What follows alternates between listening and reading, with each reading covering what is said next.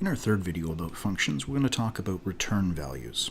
So we can call functions, we can pass parameters into them. Sometimes we'll want a result to come back from the function after we've called it. Now, we've been using console.log to write out the results of whatever we're doing inside the function, but sometimes we need the function to calculate something, figure out something, not necessarily just write something to the screen, but pass us back some information, the result of a calculation. So what we're going to do here is we're going to address this problem that we mentioned before about the balance dropping below zero. We don't want to allow somebody to purchase beer or burgers or pop if they don't have enough money left in their account balance. So we're going to create a new function. We don't want to have to write all of this code into every one of our functions. I mean, we could add other functions in here for cotton candy and french fries and other things like that. We want to try and reduce the code, get some reuse out of our code. I mean, that's the purpose behind having a function, is to get some reuse out of the code. So let's come up here to the top. We're going to write a function for checking the account balance of the user. So we'll create a function. I'll call it check balance. There we go. Now, account balance is a global variable. We're going to be able to access it from inside of this function. But to be able to reuse this function for every one of these other ones, we're going to need a parameter passed in. So we're going to pass in an amount. So for the beer function, it's going to call check balance and it's going to pass in 625. The burger function is going to pass this amount. The pop function is going to pass this amount. We then want to know if there's enough in the account balance left to purchase this thing. So we're going to have an if statement inside here. And we'll say if the account balance of the user minus the amount that we pass in, if that's greater than 0, that means that the person should be able to do it. If not, they can't. So if the account balance minus the amount that they're attempting to purchase is greater than 0, we're good to go. Actually, we can say if greater than or equal to 0, because they can spend the last of their money on this. All right, so what do we want to do? Well, if the account balance minus the amount is greater than or equal to 0, we want to allow this to happen. So we're going to use the keyword return, and we're going to pass back to the function, to the other function, a true, saying, yeah, you're good to go. If it's not, then the return is going to be false. Now, I can pass back any values I want. You can use a return statement to send back a true or false, so a Boolean. You can send a string. You can send a number. You can send an array. You can send an object. You can send anything you want with the return statement.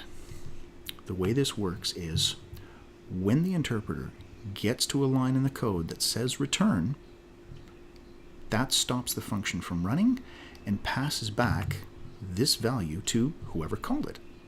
So I'm going to go into the drink beer function here just as an example and say if, and I want to run my check balance function here. So if I run the check balance function and I pass in the beer cost to that, this is going to call the check balance function and it's going to send back either a true or a false value.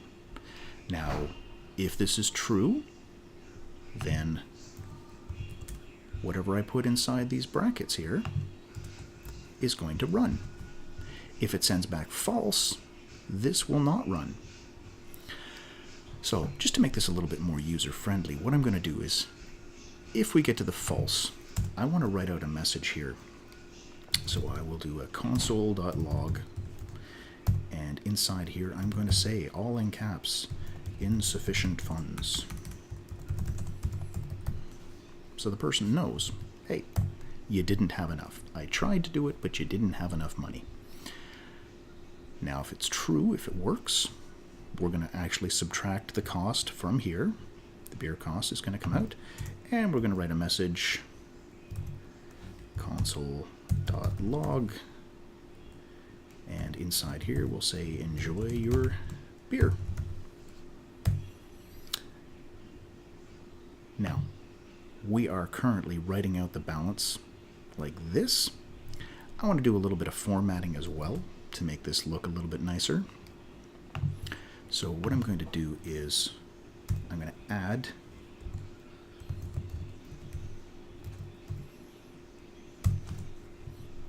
the word balance in front of it. I'm also going to put \T. This is called an escape sequence, and what it's going to do is it's going to add a tab character in front of this, so it's going to push the balance over. My insufficient funds and enjoy your beer messages will be right against the edge, and the balance will be shifted over a little bit. Now my account balance, well, this doesn't really look like properly formatted money. We want at least 2 decimal places, or we want 2 decimal places all the time. So we're going to take this and we're going to call, there is a function called toFixed that you can pass on any number. So account balance is a number. It's allowed to call the toFixed method, and I'm going to say 2 decimal places. So I'm going to run this now, and this is going to call the eat burger, the drink beer, the eat burger, drink beer. So twice it's going to call drink beer. Drink beer is going to check the balance. If it works, we're good to go. We'll get these other messages. There we go. So the 11, that's our eat burger. We're just getting the amount. Drink beer is the second one. So it says, enjoy your beer. Your balance is $4.75. 0 is after we call eat burger again. That's the $4.75. It worked out exactly, so the balance is 0. And then we call drink beer again, and it says insufficient funds, balance is 0, which is what the balance was before. Okay, so let's just add this extra formatting in to all of the other, actually we can take this whole line, so they will all be nicely formatted for the drink, pop, eat, burger functions. And then we want to add our if statement.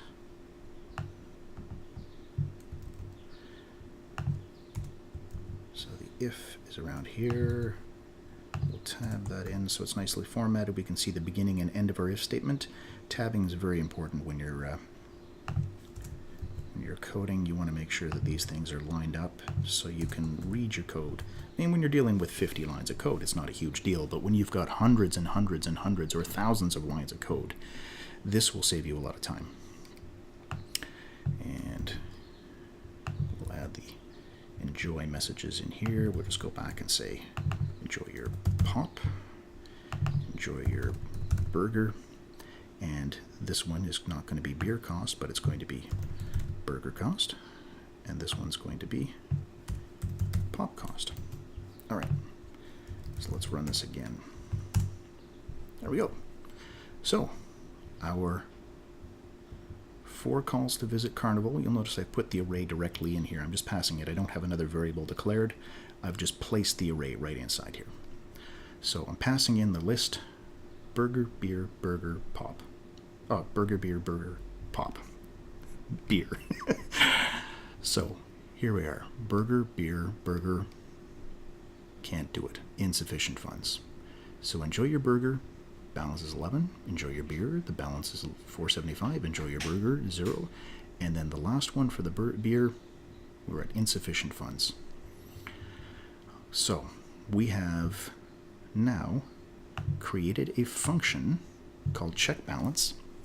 We're passing in a parameter that we're using inside the function, and we're using the return statements to send back here to everywhere that we're calling the check balance function. We're passing back to here either a true or a false.